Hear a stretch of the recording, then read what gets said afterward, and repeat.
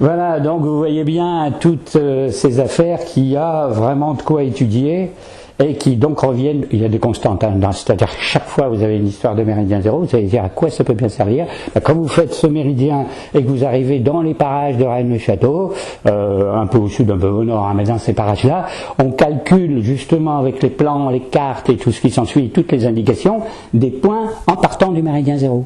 C'est-à-dire on fait une diagonale, on fait une horizontale jusqu'à tel mont, puis on fait une étoile, mais on part toujours comme référence parce qu'il faut bien partir de quelque part du méridien zéro. C'est pour ça que c'est si important.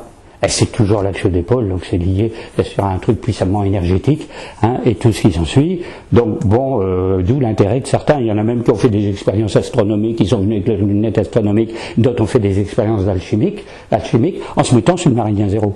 Celui qui a construit le fameux tombeau, là, mais bien plus tard, au XIXe siècle, pour imiter Poussin, faisait des expériences d'alchimie dans la ferme qu'il avait louée dans le coin. Alors, autre chose qui va dans le même ordre de l'idée et qui est annexée, qui est très très curieux aussi, c'est que l'abbé Saunière connaissait un peu tous les curés des environs, dont un en particulier qui est le curé de Rennes-les-Bains. Le curé de Rennes-les-Bains s'appelle Henri Boudet.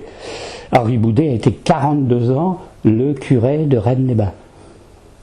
Alors, l'abbé Saunière, je crois, 32 ans, curé de Rennes-le-Château. Alors, ils sont restés très longtemps au même endroit. Là, il y a un peu plus d'habitants, c'est 450 à 500 habitants à son époque, hein, pour Henri Boudet. Alors, ils n'ont pas grand-chose à faire, ils ont aussi peu de fidèles et de communion ou d'enterrement à faire. Hein. Et alors, donc, c'est pour ça peut-être qu'ils se sont occupés de plein d'autres choses, de toutes sortes, des études très poussées. Et alors, cet abbé-là était un très très grand érudit et il étudiait l'archéologie, les langues anciennes, la symbolique et tout un tas de choses, et il a passé sa vie à arpenter le coin.